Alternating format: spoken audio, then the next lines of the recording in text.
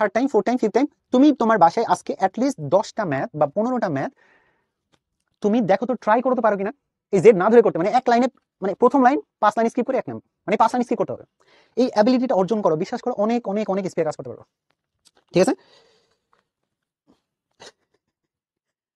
মুখলাসুর Rahman, believe করতে শিখো যে তোমার এটা ভালো লাগতেছে।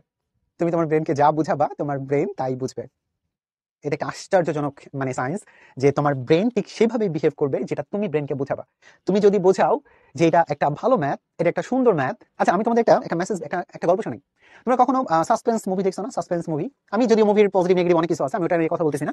ধরো কোনো একটা সাসপেন্স মুভি দেখতেছো বা কোনো একটা সাসপেন্স কার্টুন দেখতেছো, তো অনেক টাফ বোঝাটা, খুবই সাসপেন্স মুভি আর কি।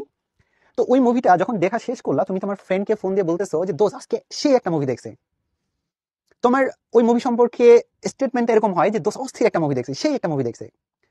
বাট রিমেম্বার দ্যাট, ধরো তুমি একটা সহজ সাবলীল একটা মুভি দেখলা, বুঝাবুঝির কিছু নাই, তুমি আগে থেকে ঘটনা এক্সপেক্ট করতে পারছো যে এটার অ্যান্সার এটা হবে। ও আচ্ছা আচ্ছা বুঝছি, এটা কি কিছু না, এটা একটা বাজে মুভি, ভালো রেটিং এর মুভি না, বা তোমার হচ্ছে ভালো রেটিং এর কার্টুন না।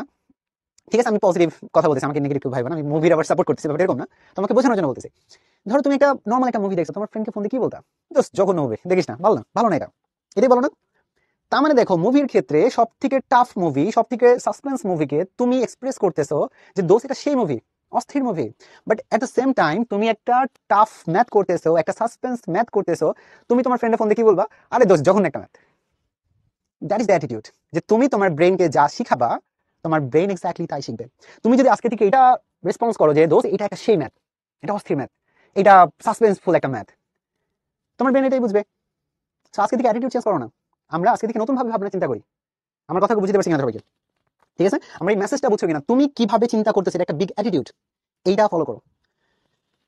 ওকে, চলে যাচ্ছি পরে।